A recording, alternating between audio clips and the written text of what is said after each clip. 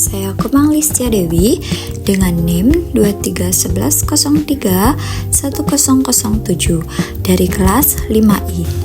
Di sini saya akan menjelaskan materi berbasis PPT interaktif dengan judul Perkembangbiakan tumbuhan generatif dan vegetatif alami dan buatan pada mata pelajaran IPA kelas 4 sekolah dasar. Terdapat beberapa menu. Yang pertama yaitu ada tujuan, yang kedua materi, dan yang terakhir ada kuis.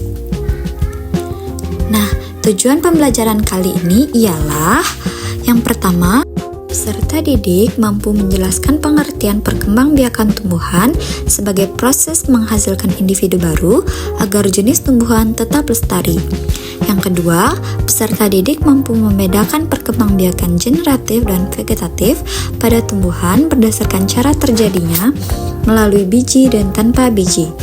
Yang ketiga, peserta didik mampu mengidentifikasi contoh tumbuhan yang berkembang biak secara generatif seperti mangga, apel, dan jambu yang berasal dari biji. Yang keempat, didik mampu mengelompokkan perkembangbiakan vegetatif alami dan vegetatif buatan beserta contohnya dalam kehidupan sehari-hari. Dan yang kelima, peserta didik mampu menjelaskan manfaat perkembangbiakan vegetatif buatan bagi manusia seperti menghasilkan tanaman yang cepat berbuah dan memiliki sifat sama dengan induknya. Fenomena awal. Beberapa tumbuhan seperti singkong dan mawar dapat tumbuh menjadi tanaman baru hanya dari potongan batang yang ditancapkan ke tanah. Bagaimana tumbuhan bisa tumbuh tanpa biji? Pertanyaan mematik.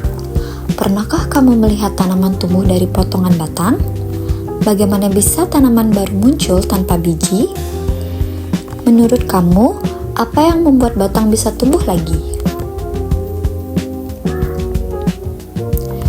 Observasi fenomena. Dari pengalaman tersebut, kita mengamati bahwa tanaman dapat tumbuh tanpa biji. Bagian tumbuhan seperti batang, akar, atau daun bisa menjadi tanaman baru. Ini adalah contoh perkembangbiakan vegetatif.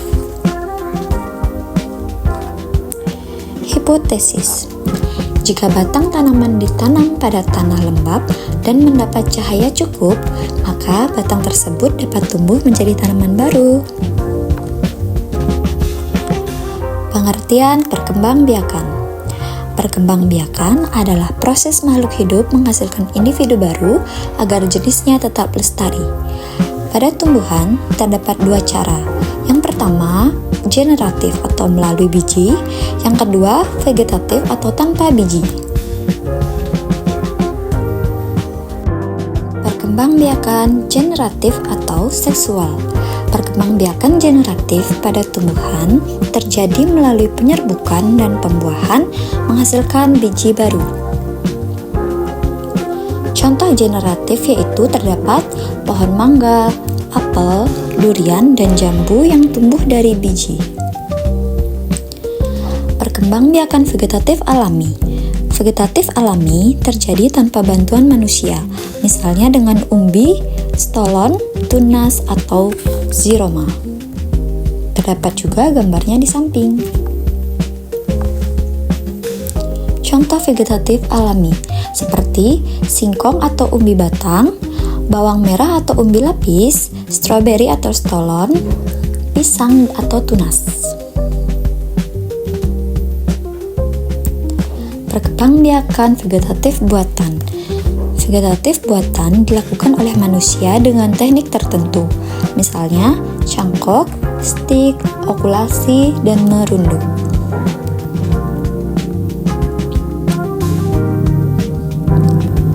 Vegetatif buatan, contohnya yang pertama itu terdapat mawar dengan stik, yang kedua pohon mangga yang dicangkok, yang ketiga yaitu jeruk hasil okulasi.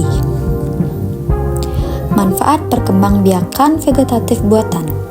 Manfaatnya adalah menghasilkan tanaman lebih cepat berubah, sifat sama dengan induknya, dan hasil lebih banyak. Nah, teman-teman, kita sudah sampai ke penghujung atau kesimpulan. Kesimpulannya yaitu tumbuhan berkembang biak dengan cara generatif dan vegetatif.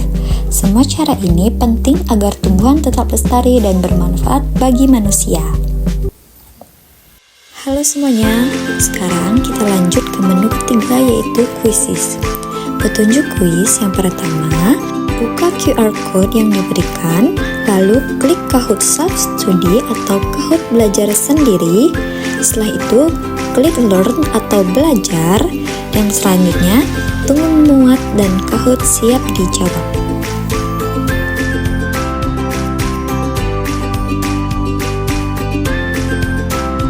Selamat mengerjakan dan terima kasih.